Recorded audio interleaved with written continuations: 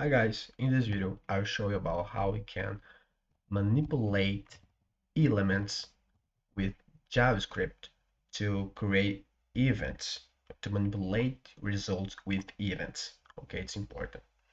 Look my code, script.js and my index.js, index.html. Okay, I add a simple button here, okay, to click, and look that if I click, we can see automatically a button clicked to create. Okay, how can we do it? How can we manipulate elements with JavaScript to add some events? First, I remove it and he start with you. Okay, first I need store our element on our JavaScript. Okay, to do this, first I will create a constant, a variable or constant. Okay, and add here a simple name, button, for example, and equal. Now I will add a property, document.querySelector. Okay, we have any properties to store an element in HTML. Okay, but in this case, I want to use querySelector because with querySelector, we can select an element, a class name, ID, anyone.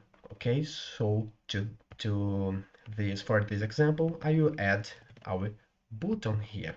Okay, within parentheses. So I will add here. Perfect. Okay. Next, after I want add a function to execute also. Okay, function here, and I can add a name, for example, show message. Okay, message, and add here an alert. Um, and add here a button click at, for example, because when we click in this button, we want to see this alert to our browser. Now, how we can manipulate an element with JavaScript? How we store on our button variable document querySelector button. Okay, we can store our button here. We can manipulate using addEventListener. So first, I need add our button here. Okay, our button variable dot query addEventListener. What is addEventListener? How we store our button on our browser. Okay, using JavaScript, the browser add automatically some properties, some objects. So addEventListener is a function within button. Okay, addEventListener is an object within our button. Okay, it's important. And addEventListener have two parameters. Okay, the first parameters is our event to that will execute it. Okay, when I click here, so the name we need add click.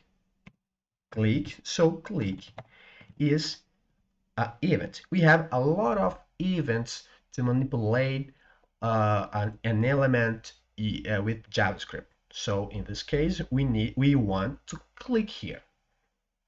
Okay, this button.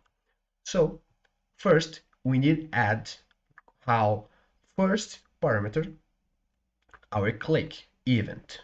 Okay, and the second parameters need, in this case, need be our function that we want to execute when we click our button. So in this case, we need add show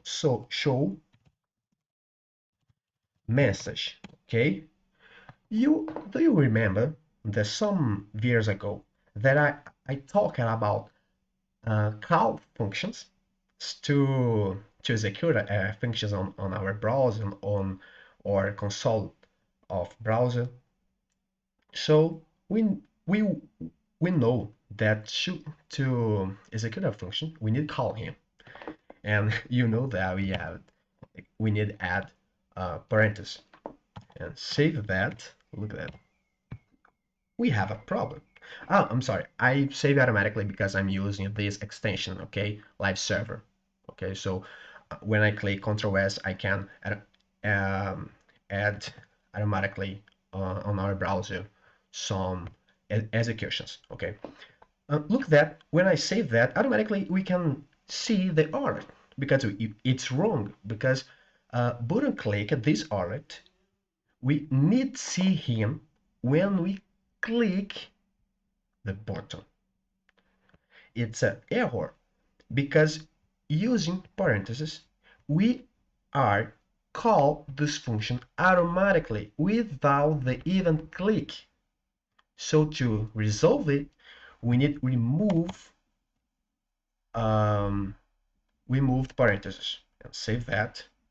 Okay, we remove this parenthesis because we are working with reference about this function.